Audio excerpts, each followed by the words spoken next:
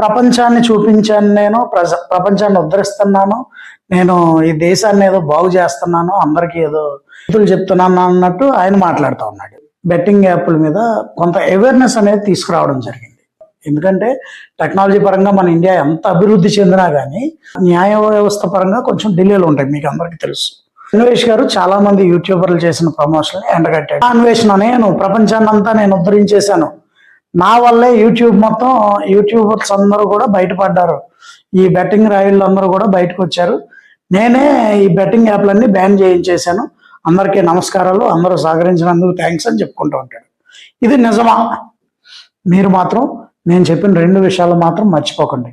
First thing, తర్వాత తరాల్లో మీ పిల్లలు ఎలా మాట్లాడాలి, మీతో ఎలా మెలగాలనేది మీ మీద ఆధారపడి ఉంది. అనవసరమైన బూతు ఛానల్ని, ఇలాంటి బూతుగాళ్ళని బ్యాన్ చేయండి ఫస్ట్.